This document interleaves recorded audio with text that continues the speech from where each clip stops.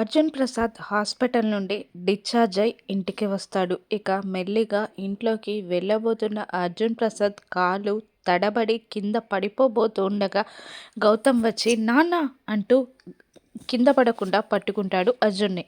కానీ అర్జున్ కోపంగా గౌతమ్ని చూస్తూ గౌతమ్ని విసిరికొట్టి వేలు చూపిస్తూ బెదిరిస్తూ నువ్వు నన్ను తాకకు, నాకు దూరంగా ఉండు అని అరుస్తుండగా ఏమైంది నాన్న అని అంటూ ఉంటాడు గౌతమ్. మిమ్మల్ని తాకే అర్హత కానీ మీ కొడుకుగా ఉండే బాధ్యత కానీ వాడికి లేవని చెప్పండి అని సుభద్ర కూడా అర్జున్కే సపోర్ట్ చేస్తూ ఉంటుంది. ఆ మాటతో గౌతమ్ ఫీల్ అవ్వక అహల్య అదేంటండి అలా మాట్లాడతారు, అసలు ఆ విషయం ఎందుకు దాల్చాల్సి వచ్చిందో గౌతమ్ గారు మీకంతా వివరించి చెప్పారు కదా అని అంటూ ఉంటుంది అహల్య. కానీ అర్జున్ వినకుండా ఏంటమ్మా చెప్పింది, ఇంద్ర మా ఇంట్లో ఎలా పెరిగాడో నీకు తెలియదు, మా ప్రాణంగా బ్రతికాడు. అటువంటి ఇంద్ర చనిపోతే మాకు చివరి క్షణం వరకు కూడా చెప్పలేదు, చివరి చూపుకు కూడా నోచుకోకుండా చేశాడు. వాళ్ళ నాన్నకి నేను మాటిచ్చాను ఇంద్రని అనాథగా బ్రతకనివ్వను అని, ఇంద్రాని నా పెద్ద కొడుకుగా చూసుకుంటాను అని. వాడికి పెళ్లి చేసి వాడికి ఒక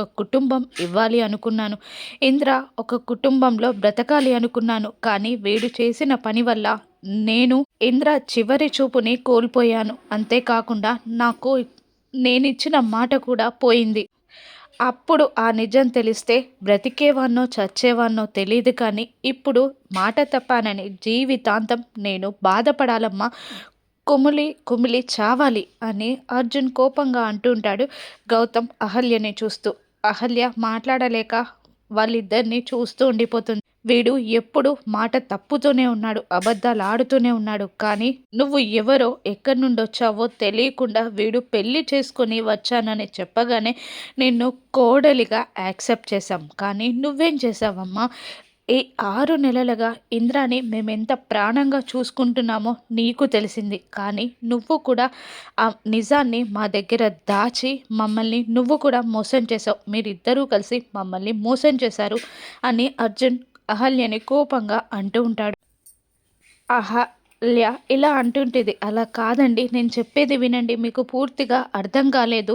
ఇందిరాగారి అని ఏదో చెప్పబోతుండగా గౌతమ్ ఆపేసి నువ్వేది చెప్పాల్సిన అవసరం లేదు అని అంటూ ఉండగా, ఇక మీరేం చెప్పొద్దు, మేమేం వినొద్దు అని సుభద్ర అనేస్తుంది. అవును, 100 అబద్ధాలు చెప్పైనా ఒక పెళ్లి చేయమన్నారు, కానీ వీళ్ళు 1000 అబద్ధాలాడి ఒక చావుని దాచేశారు అని అంటూ ఉంటారు అవంతిక కార్తిక్. ఇక వాళ్ళ ముఖం కూడా చూడడం ఇష్టం లేనట్టు అర్జున్ సుభద్ర లోపలికి వెళ్తూ ఉంటారు. ఇక గౌతమ్ని అలా అవమానించడం తట్టుకోలేని అహల్య ఎలాగైనా నిజం చెప్పాలి అని అనుకుంటూ లోపలికి వెళ్ళి సార్ నేను చెప్పేది వినండి, అలా కాదు, మీరు అనుకున్నది అబద్ధం, మీరు ఇప్పుడు ఎంత బాధపడుతున్నారో అసలు నిజం తెలిస్తే అంతకు 1000 రెట్లు సంతోషపడతారు, నేను చెప్పేది వినండి ఇందిరాగారు అని ఏదో అహల్య చెప్పబోతుండగా గౌతమ్ ఆపేసి 2 చేతులు పట్టుకొని నీకు చెప్పానా ఏది చెప్పాల్సిన అవసరం లేదని అని తిడుతూ ఉంటాడు గౌతమ్. కానీ అహల్య వినకుండా లేదండి నేను నిజం చెప్పి తీరాలి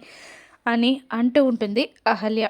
ఏది చెప్పాల్సిన అవసరం లేదు, ముందు నువ్వు పైకి పద అంటూ అహల్యని గౌతమ్ పైకి లాక్కని వెళ్తాడు. ఇక అహల్యని చూస్తూ ఏం చేస్తున్నారండి మీరు, నేను చెప్పినా వినరా మీరు అని అడుగుతుంటాడు గౌతమ్. నేను వినను, మిమ్మల్ని అలా అందరూ అపార్థం చేసుకుంటుంటే నేను తట్టుకోలేకపోతున్నాను. అనాథనైనా నాకు అన్నీ అందించే మీరు మీ కుటుంబానికి అనాథగా మిగిలారు, దూరంగా ఉండిపోతున్నారు. నా వల్ల ఇప్పటికే మీ అమ్మగారు మీతో మాట్లాడట్లేదు, మీ నాన్నగారు కూడా కోపంగా ఉన్నారు, అసలు మీరు వాళ్ళకి పూర్తిగా దూరం అయిపోతున్నారు అని అంటూ ఉంటుంది అహల్య. లేదు, మా అమ్మ నాన్నల కోపం నీటి బుడగ వంటిది, తొందరలోనే క్షమిస్తారు అని అంటుండగా లేదు అలా కాదు, మిమ్మల్ని ఎవరేమైనా అంటే నేను ఊరుకోను, నేను వెళ్ళి వాళ్ళకి నిజం చెప్పేస్తాను అని అహల్య వెళ్ళబోతుండగా గౌతమ్ ఆపేసి మీ కడుపులో ఇంద్రా బిడ్డ పెరుగుతుందని మీరు నిజం చెప్తే మిమ్మల్ని మీ కొడుకుని ఈ ఇంట్లో ఉండనిస్తారనుకుంటున్నారా, మా నానమ్మ మిమ్మల్ని బయటికి గెంటేస్తుంది అని గౌతమ్ అంటుండగా పర్లేదు, నాకు నేను ఎక్కువ కాదు, నా కడుపులోని బిడ్డ ఎక్కువ కాదు, నాకు మీరే ముఖ్యం, మీరు అలా మాటలు పడుతుంటే నేను చూడలేను, నేను వినలేదు, మీరు చెప్పినా నేను వినను, ఆ దేవుడు దిగి వచ్చి చెప్పినా నేను వినను అని అంటూ అహల్య వెళ్ళబోతుండగా అహల్య చెయ్యి పట్టి లాగి అహల్య అంటూ అహల్యని కొట్టడానికి చెయ్యెత్తుతాడు గౌతమ్. దాంతో అహల్య భయంతో వణుకుతూ ఉంటుంది. తనని తాను తమాయించుకొని తనేం చేశాడో తెలిసి గిల్టీగా ఫీల్ అవుతూ బాధగా అహల్యని చూస్తూ మీరు ఇలా కూర్చోండి ఫస్ట్ అని అహల్యని బెడ్ పైన కూర్చోబెట్టి తను ప్రెగ్నెన్సీలో రాసిన డైరీని తీసుకొచ్చి ఆ డైరీలో ఉన్న రాతలు చూపిస్తూ ఇది చదవండి, ఇది చదవండి, ఇది చదవండి అని అంటూ అన్నీ చూపిస్తూ ఇప్పుడు చెప్పండి నేనెవరిని అని అనేస్తాడు గౌతమ్.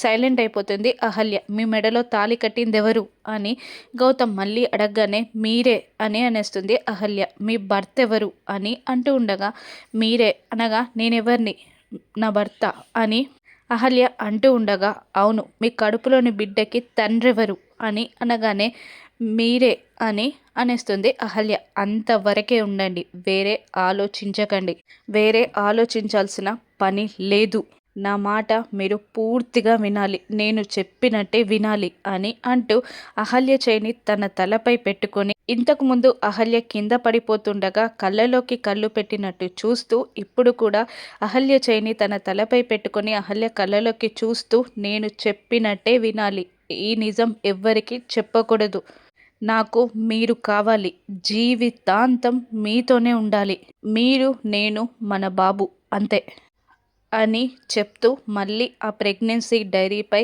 ప్రమాణం చేపిస్తున్నట్టు చేపెట్టి ఇది ప్రెగ్నెన్సీ డైరీ కాదు మన పెళ్లి పుస్తకం, ఇక ఆ నిజాన్ని మర్చిపోండి, మనిద్దరం భార్యాభర్తలం, మీ కడుపులో ఉన్నది నా కొడుకు అని అంటూ అహల్యకి మాట్లాడే ఛాన్స్ కూడా ఇవ్వకుండా గౌతమ్ అక్కడి నుండి వెళ్ళిపోతాడు. అహల్య ఏడుస్తూ కూలబడిపోతుంది. ఇంద్ర ఫోటోకి దండ వేసి సుభద్ర అర్జున్ బాధపడుతూ ఉంటారు. మీ నాన్నకిచ్చిన మాటని నేను పోగొట్టుకున్నానురా, నిన్ను ఒక ఇంటివాడిని చెయ్యలేకపోయాను, నీ చావు కూడా అనాథలాగా మిగిలిపోయింది అని ఏడుస్తూ ఉండగా ఓదారుస్తూ ఉంటుంది సుభద్ర. మనం పెంచిన కొడుకుల్లో ఒకరు మనకి పేరుని తీసుకొస్తే వీడేంటే ఇలా దిగజారిపోయాడు అని అంటూ ఉండగా ఆ మాటలన్నీ విన్న అహల్య ఇంద్ర గొప్పవారు, ఇంద్రకిచ్చిన మాటని కాపాడుకోవడానికి గౌతమ్ ఇంకా గొప్ప పని చేశారు, ఈ నిజం తెలిస్తే మీరు సంతోషపడతారు అర్జున్ ప్రసాద్ గారు అని అహల్య అనుకుంటూ ఉంటుంది. ఇక గౌతమ్ కోపంగా కార్ డ్రైవ్ చేసుకుంటూ ఒక చోటికి వెళ్ళి కార్ ఆపేసి కిందికి దిగి అహల్యని కొట్టబోయిన చేతిని అక్కడ కార్ బ్యానెట్ కేసి గుద్దేస్తూ రే రే రే గౌతమ్ ఏం చేసావురా, నిన్ను నమ్ముకొని వచ్చిన నీ అహల్యని కొట్టడానికి చెయ్యెత్తావు, తను ఎంత భయపడిపోయిందో ఎంత బాధపడిందో, ఎందుకు అలా చేసావురా అని తనని తానే కొట్టుకుంటూ బాధపడుతూ ఉన్న గౌతమ్ భుజంపై ఒక చెయ్యి పడుతుంది. ఎవరా అని షాకింగ్గా చూస్తుండగా అతిథి నువ్వెందుకు వచ్చావు ఇక్కడికి, వెళ్ళిపో అని అహల్యని బెదిరిస్తూ ఉంటాడు గౌతమ్.